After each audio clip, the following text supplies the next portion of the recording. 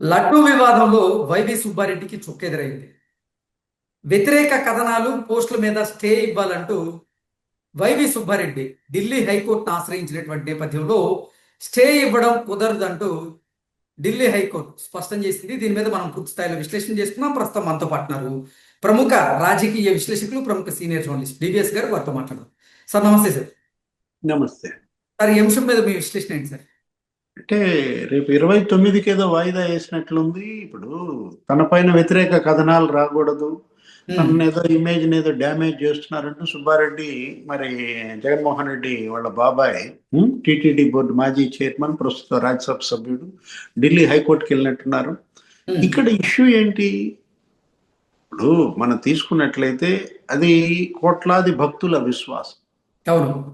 అది యాక్చువల్గా ఆ విచారణ, ఆ దర్యాప్తు నువ్వే కోరి సుప్రీంకోర్టుకి వెళ్ళావు.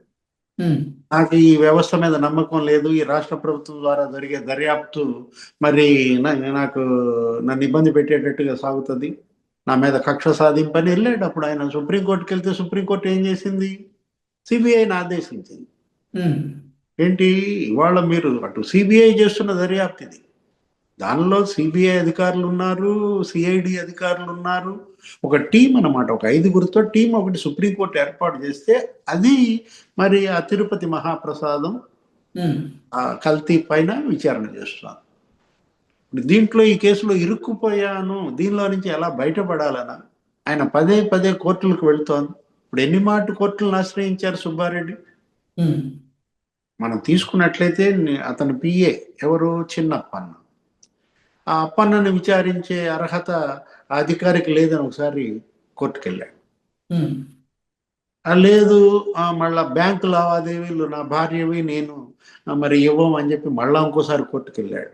ఆ యాక్సిస్ బ్యాంక్ లావాదేవీ. ఇప్పుడు మళ్ళా కోర్టుకు వెళ్ళాడు, సుప్రీంకోర్టుకి వెళ్ళాడు, మళ్ళా ఢిల్లీ హైకోర్టుకి వెళ్ళాడు. అసలు ఏంటి అంటే తనని అరెస్ట్ చేస్తారన్న భయమా?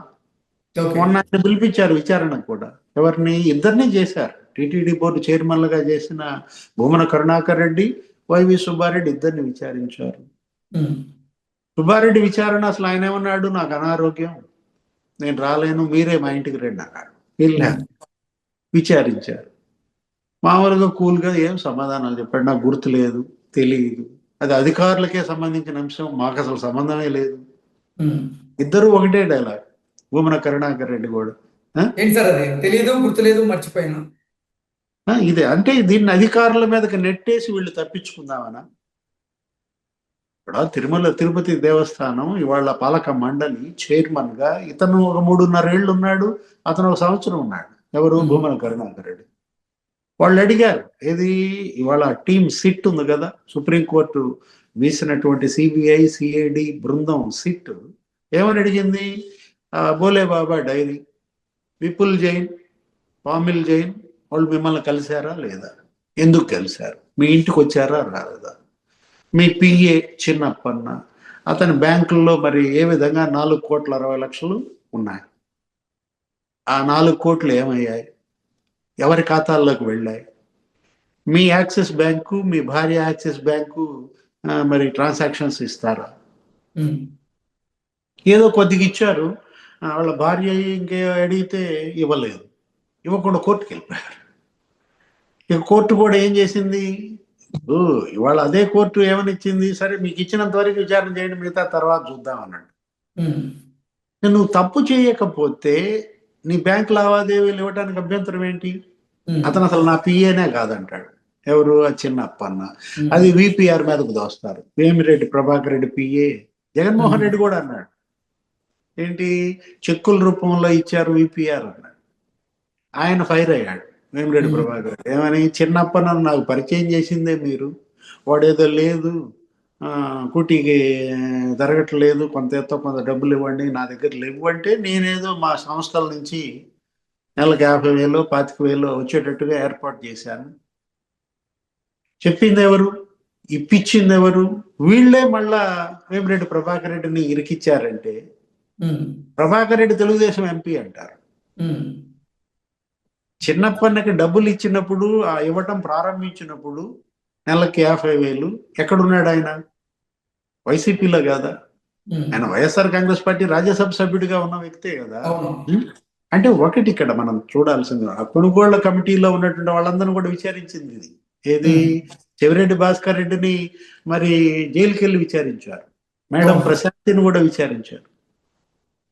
వాళ్ళు సభ్యులు కొనుగోళ్ల కమిటీ వాళ్ళు మాకేం సంబంధం లేదు, బోర్డు ఏది చెప్తే అది చేస్తామని చెప్తారు.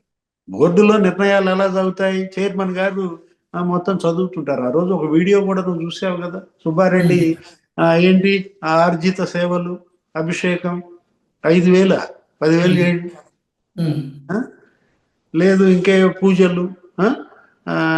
కైంకర్యం, తోమాల సేవ, ఉమ్. అదే మరి 4,000 ఏంటి 12,000 చేయండి. విన్నావా లేదా ఆ వీడియో? విన్నాం. వైవి సుబ్బారెడ్డి ఆ రోజు చైర్మన్ గా ఏకఛత్రాధిపత్యం, వీళ్ళకి నచ్చినటువంటి ఆఫీసర్ను తెచ్చుకుని ఈఓగా పెట్టుకున్నారు. ఉమ్. ఎవరైనా ధర్మారెడ్డి, ఉమ్. ఆయన ఏమైనా ఐఏఎస్? కాదు. ఎక్కడో డిఫెన్స్ లో ఏదో రియల్ ఎస్టేట్ అక్కడ ఏదో మేనేజర్ గా ఉన్నాడని పట్టుకొచ్చారు. పట్టుకొచ్చి ఇక్కడ పెట్టుకుని 5 ఏళ్ళు ధర్మారెడ్డిని అడ్డం పెట్టుకుని మొత్తం ఒక 10,000 కోట్ల స్కామ్ చేశారు. ఉమ్. ఇది తిరుమల తిరుపతి దేవస్థానంలో ఇదంతా ఇది 250 కోట్లు ఏమో పట్టుకున్నారు. ఈ కల్తీ నెయ్యి నందిని డైరీని కాదని మీరు ఎక్కడో బోలే బాబా డైరీకి ఇవ్వటం ఏంటి ఆర్డర్ ఉత్తరాఖండ్? అదేంటది అసలు? ఆ డైరీకి ఆవులు ఉండవు, అది అసలు పాల ఉత్పత్తి లేదు. అంటే 1 లీటరు పాల ఉత్పత్తి లేని డైరీకి 250 కోట్ల నెయ్యి కాంట్రాక్ట్ ఇచ్చి పారేశారు. పీపుల్ జైన్ వచ్చి సుబ్బారెడ్డిని కలిశారు.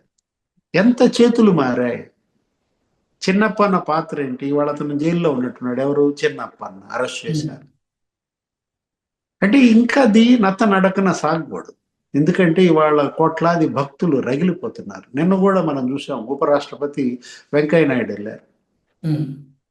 ఆయన ఏంటి చక్కగా అక్కడ అన్నప్రసాదం కూడా తీసుకున్నారు శుచిగా. ఇవాళ ఏంటది, అది ఆ లడ్డూ ప్రసాదం ఎలా ఉంది, ఎంత శుచిగా ఈ రోజు ఉంటుంది. బిఆర్ నాయుడు చైర్మన్ గా ఇవాళ పనితీరు ఎలా ఉంది. ఇంకోటి ఏకాదశి కదా ఇప్పుడు జరుగుతోంది, ఏంటి వైకుంఠ ఏకాదశి, ఎలా దర్శనాలు జరిగాయి. అదేమంటే భూమన కరుణాకర్ రెడ్డి ఏమంటాడు, నా 2,000 కళ్ళు అక్కడ ఉన్నాయంటాడు. అంటే మొత్తం వీళ్ళు చేసిన స్కాములు అన్నీ ఇన్ని కావన్నమాట. తిరుమల తిరుపతి చుట్టూతా ఈ దొంగలందరూ చేరి అక్కడ కొనుగోళ్లలో జీడిపప్పు, యాలకలు, శనగపిండి, దగ్గర దగ్గర నీకు సంవత్సరానికి 800 కోట్లే ఉంటుంది బడ్జెట్. ఈ కొనుగోళ్ల బడ్జెట్ అన్నమాట, ఈ సరుకుల కొనుగోళ్లు. 5 ఏళ్లలో 4,000 కోట్లు ఈ సరుకుల కొనుగోళ్లలో స్కామ్ అన్నమాట. నేను అంటోంది అదే. ఇంజనీరింగ్ విభాగంలో నీకు దగ్గర దగ్గర 1,600 కోట్ల స్కామ్. ఆ ఫైళ్లు తగలబెట్టారు. ఏది? ఇంజనీరింగ్ విభాగం. ఇందులో ఇప్పుడు ఇవాళ అదేమంటే భూమన కరుణాకర్ రెడ్డి అసలు మామూలు నటన కాదు, మహానటన. వీళ్ళు నేరగాళ్ళు, మహానటులు కూడా అనమాట. చెవిరెడ్డి భాస్కర్ రెడ్డి అయితే ఇక వల్ల ఇక ఏడుస్తూ ఉంటాడు. అదే అసలు మేము అసలు లెక్క వ్యాపారం చేస్తామా, ఏ ఓటు పడితే ఆ ఓటు, అది మాల అంటాడు. నిన్న కూడా మాల వేసుకున్నాడు అంటే జైల్లో. అంటే ఇప్పుడు అటు ఆయన ఎవరు, పెద్దిరెడ్డి రామచంద్రారెడ్డి, ఆయన ఏంటి శివమాల వేసుకుంటాడు. వీళ్ళందరూ గోశాలలు నడుపుతారు. ఇప్పుడు ఈయన సుబ్బారెడ్డి కూడా గోశాల. అబ్బో సూపర్ స్వామి అనేది అంటాడు మా బాబాయ్. గురుస్వామి అంటారు అన్న విషయం కూడా ఆయనకి తెలియదు. ఎవరికి? జగన్మోహన్ రెడ్డి. సూపర్ స్వామి. ఇప్పుడు వెళ్ళండి మీరు ఆయన ఇంటికి, అసలు ఈ బూది బొట్లన్నీ పెట్టుకుని కూర్చుని ఉంటాడు. అసలు ఇంటి నిండా ఆవులే ఉంటాయి, గో పూజ చేయకుండా బయటికి రాడు అంటాడు. Right sir, thank you so much.